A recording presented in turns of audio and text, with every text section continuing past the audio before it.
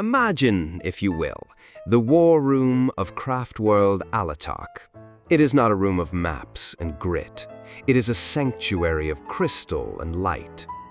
Farseer Eltherion stands in the center, floating slightly above the floor because touching the ground is for peasants. He does not look at a screen. He looks into the skeins of destiny itself. Eltherion is a genius. He has spent 400 years studying the art of war.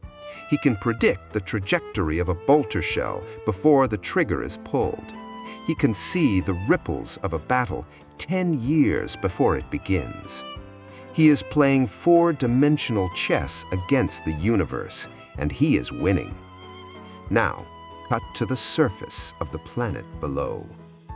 Meet Colonel Stumbles Vance of the 42nd Jopal Indentured Squadron, unofficially known as the Emperor's Special Boys, or, in administratum filings, Jopal's finest administrative error.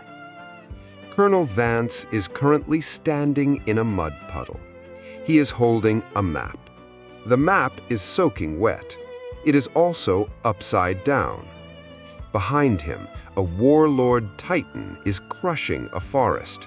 But Vance doesn't notice because he is currently very worried that he might have left his kettle boiling back at base camp. Here is the fundamental question, the paradox that keeps the chaos gods awake at night.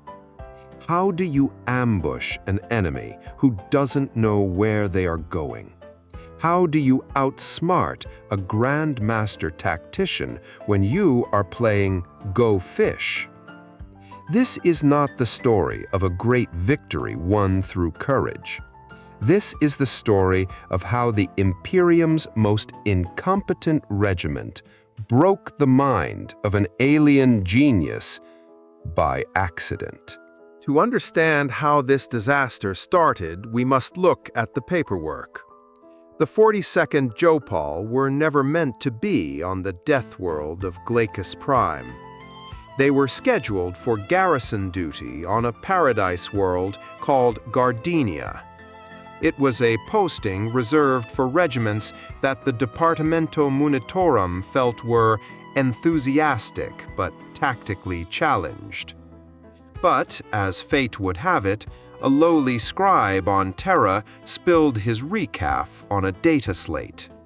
The destination code changed from Gardenia to Glacis. Therefore, instead of guarding flower beds, the 42nd found themselves dropped into a meat grinder against the Eldar of Alaitoc. Any other regiment would have panicked. Any other regiment would have dug in and prepared for death. But the 42nd possessed a secret weapon, complete and utter obliviousness.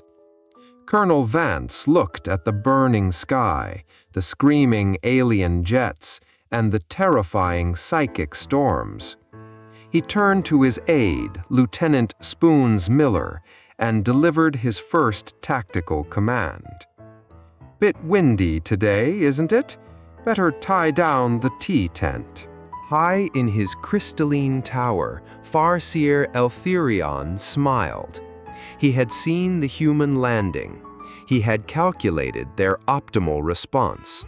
The logic of war dictated that the humans would advance toward the high ground to secure a firing position. It was inevitable. It was logical. It was the golden path. So, Eltherion deployed his elite striking scorpions, masters of stealth and sudden violence, to ambush the humans at the base of the hills. It was the perfect trap. But there was a problem. The humans did not advance to the high ground. In fact, they did not advance at all. Down in the mud, Colonel Vance had encountered a critical issue. Not enemy fire, but logistics. Specifically, the regiment's cook had set up the lunch tables in the wrong direction, facing away from the hills because the view was nicer. Vance, prioritizing morale and his sandwich, ordered the entire regiment to pivot 90 degrees east. The result? The regiment walked directly into a swamp. Up in the tower, Eltherion frowned. The humans had deviated from the golden path. Why? Was this a feint? A brilliant counter-maneuver to avoid the ambush? Were they flanking through the swamp to catch his scorpions unaware? Genius, Eltherion whispered. They feign incompetence to mask a lethal strike. I must adjust. Therefore, he ordered his scorpions to redeploy into the swamp. They waited in the muck for 3 hours. They waited for the brilliant human flanking maneuver. They kept waiting. Meanwhile, the 42nd Regiment was not flanking. They were stuck. A Chimera transport had bottomed out in the mud. Colonel Vance was currently directing 50 men to push it, not because it was vital to the war effort, but because that Chimera contained the regiment's supply of biscuits. "Steady, lads," Vance shouted, waving his swagger stick uselessly. "Heave! Think of the digestives!" The striking scorpions, hidden in the reeds nearby, watched in confusion. Their thermal scopes showed the humans were vulnerable. They could strike now. But Eltherion, watching via psychic link, stayed their hand. "Wait," he commanded. "It's too obvious. They want us to attack while they pretend to be stuck. It's a trap. They must have mines planted beneath the mud. Do not engage. Withdraw." And so, the deadliest assassins in the galaxy slowly backed away from a group of shouting men trying to save a biscuit tin. Back in his tower, Eltherion was sweating. He had never faced a mind like this. He tried to read Colonel Vance's thoughts to find his true plan. He reached out with his psychic might, pushing past the mental defenses, diving deep into the consciousness of the enemy commander. He expected to find walls of iron discipline. He expected secrets. Instead, he found a mental image of a rubber duck floating in a bathtub and a looping thought about whether he had left the stove on. Eltherion recoiled, clutching his head. His mind, it is shielded by a fortress of pure emptiness. I cannot penetrate the void. The Farseer realized he had made a grave mistake. He wasn't fighting a soldier. He was fighting a force of nature. And for the first time in 4 centuries, Farseer Eltherion felt a flicker of something he thought he had evolved beyond. Fear. Not fear of death, but fear of stupidity. Back in the Crystal Tower, Farseer Eltherion was no longer floating. He was pacing. The strategic withdrawal from the biscuit trap had cost them precious time. He needed to break these humans. He needed to shatter their morale before they stumbled accidentally into something important, like a webway gate or a fragile vase. Conventional tactics are useless, Eltherion announced to his warlock council. Their minds are chaotic, unreadable. We must strike at their souls. We will project visions of pure, undiluted despair. We will show them the futility of their existence. The warlocks nodded. They gathered in a circle, weaving a psychic storm of such potency it could make a space marine weep. They targeted the command tent of the 42nd Regiment. They pushed the image of the universe dying, of stars fading, of the crushing weight of inevitable doom. Down in the mud, Colonel Vance was trying to open a tin of peaches with his bayonet. The psychic wave hit him. For a normal man, this would be a moment of existential crisis. But Colonel Vance possessed a mind that had been hardened by 30 years of filing forms and waiting in lines at the Departamento Monitorum. He was immune to despair for one simple reason. He was already mildly annoyed, and his emotional spectrum didn't go much deeper than that. He paused. He looked up. He felt the crushing weight of the universe's end pressing against his skull. "Trooper Jenkins," Vance called out. "Is the Voxcaster humming again? I'm getting that tinnitus. Sounds like wailing souls." "Sorry, sir," Jenkins replied, kicking the radio. "I think it's the damp. Plays havoc with the reception." "Right, carry on. Try percussive maintenance." Up in the tower, a warlock collapsed, nose bleeding. "My lord, the feedback, it is terrible. I showed him the death of all things, and he thought it was tinnitus. His apathy, it is a black hole. It devours our art." Eltherion gritted his teeth. "He mocks us. He stands against the void and complains about the reception. He is a mental fortress." Eltherion decided to escalate. Subtlety was over. He would summon the avatar of Khaine. Well, not the real avatar, that requires a sacrifice and a lot of cleanup, but a psychic projection so real, so terrifying, that it would send the regiment running for the hills. The sky above the human camp turned blood red, clouds boiled, and from the heavens descended a 50-foot-tall giant made of molten iron and screaming fire. It roared a sound that shattered glass. It raised a burning sword that promised death to all who stood before it. The soldiers of the 47th looked up from their card games. They stared at the fiery god of murder descending upon them. Now, in any other regiment, commissars would be shooting cowards, men would be praying.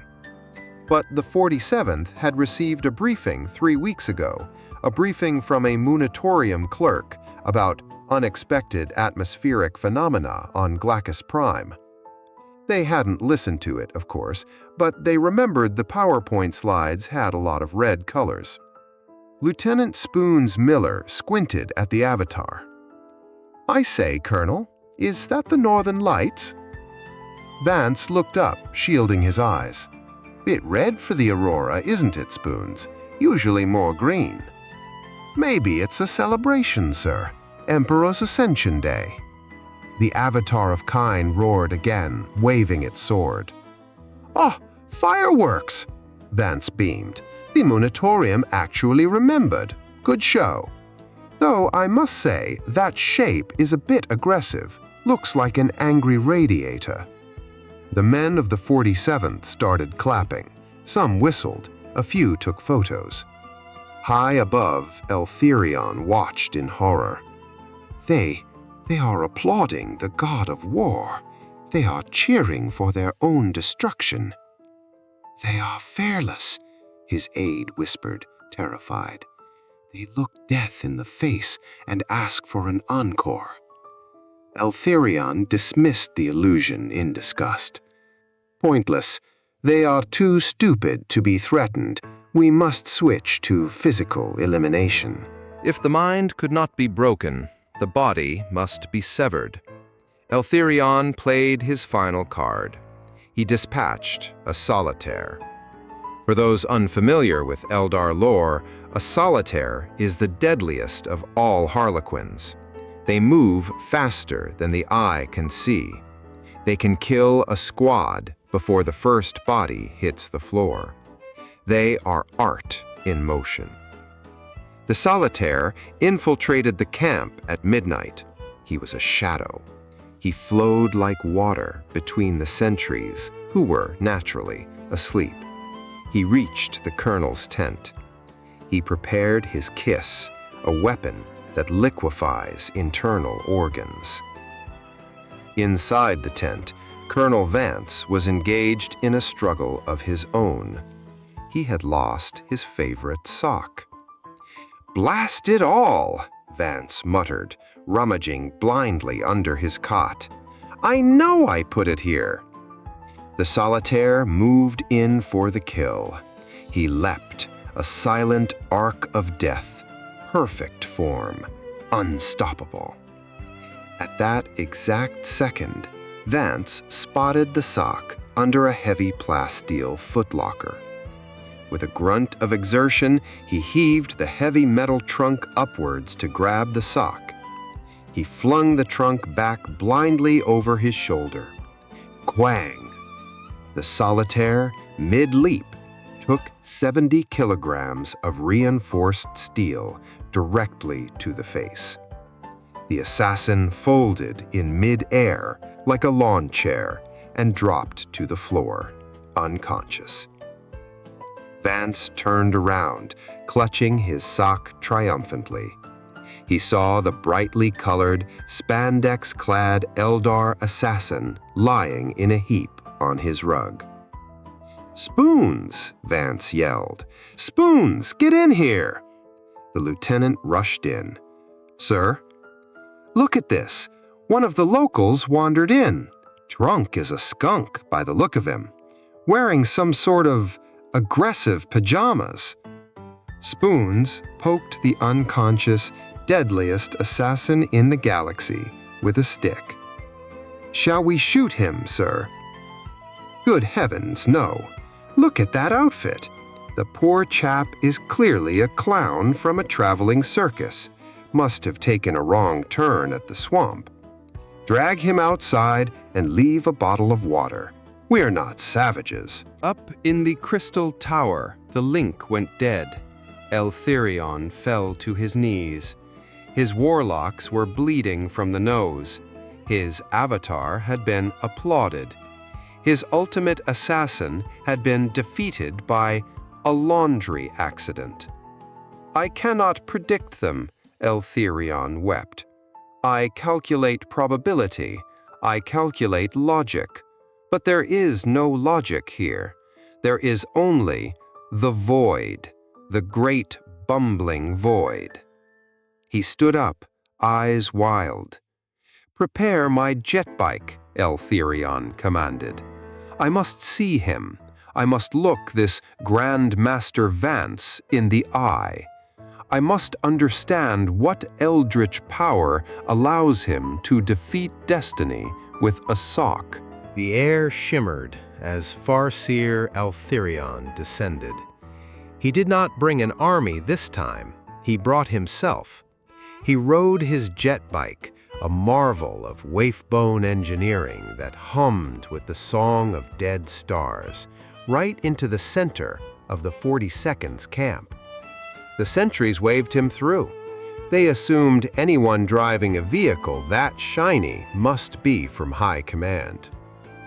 Colonel Vance was sitting on a folding chair, staring suspiciously at a tin of rations that had lost its label 3 years ago.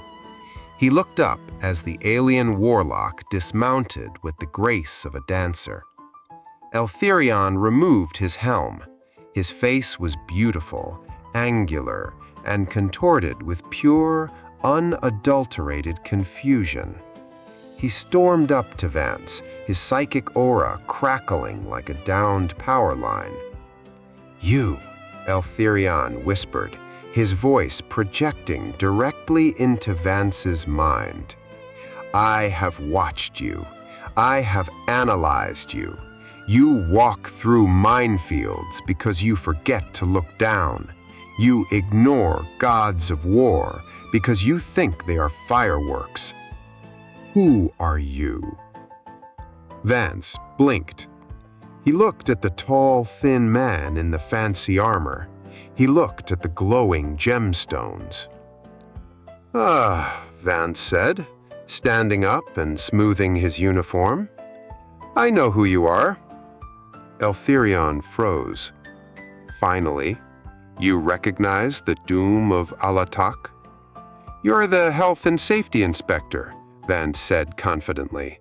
"From Sector 7. I've been expecting you. Sorry about the mud. The janitor is on leave." Eltherion froze. What? "Look, I know the camp isn't up to regulation code," Vance continued, dropping his voice to a conspiratorial whisper. "But we've had a bit of a budget cut. The paperwork is in the mail, I promise." The Farseer stared, his 1,000-year-old brain, capable of processing the deaths of solar systems, hit a brick wall. This creature wasn't mocking him. This creature genuinely thought the pinnacle of Eldar evolution was a bureaucrat named Nigel. "I am not an inspector," Eltherion roared. "I am your death. I have come to unravel your threads of fate." Right, unravel threads. Very poetic, Vance nodded. "You lot from the administratum always talk like that. Look, can we settle this, like gentlemen?" Vance reached for his only bargaining chip. He picked up the unlabeled, dented tin of rations. "Tell you what," Vance smiled, "it's lunchtime. Have you tried the Munitorum's finest spiced grok substitute? It's a vintage year, M38, I believe."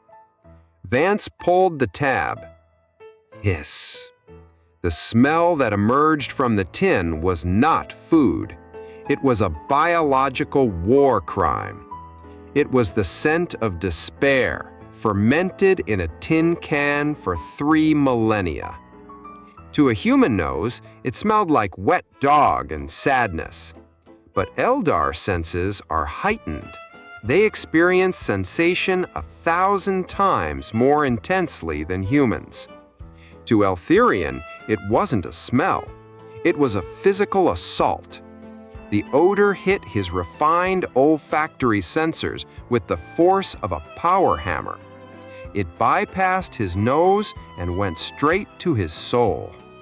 Eltherion gagged. He staggered back, eyes watering. "By Khaine's bloody hand," the Eldar wheezed. "What is that weapon? It smells of dying stars and stagnant ponds." "It's a bit sharp," Vance admitted, digging a spoon into the gray sludge. "Needs a pinch of salt, really. Want a bite?" He offered the spoon.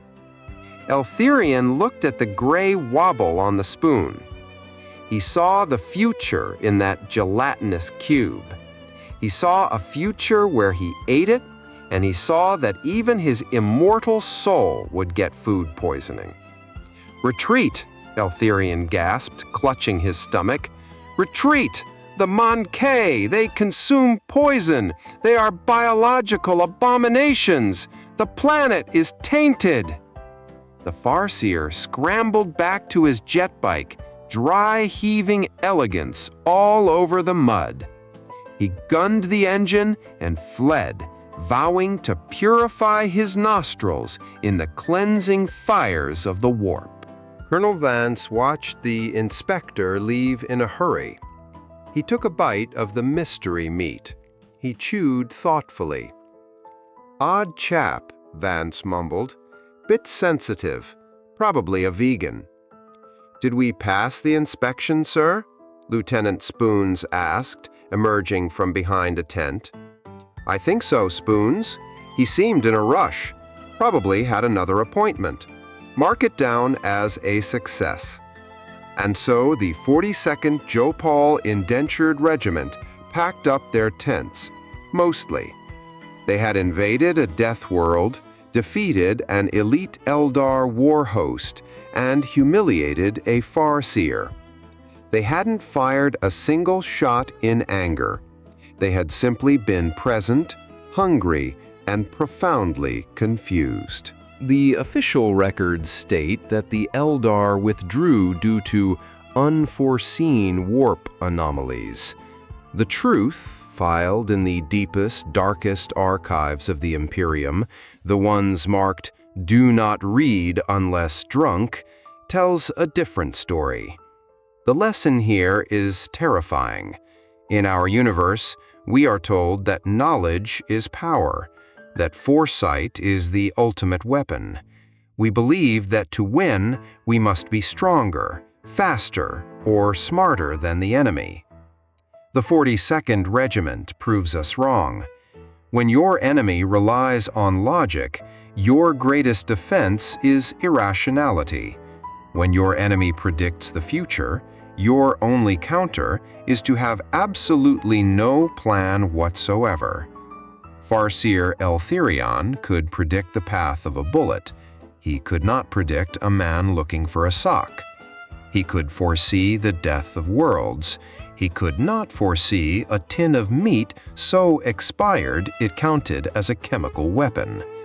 The Emperor protects, yes, but he seems to protect the idiots twice as hard, perhaps because he knows they're the only ones who aren't terrified of the galaxy.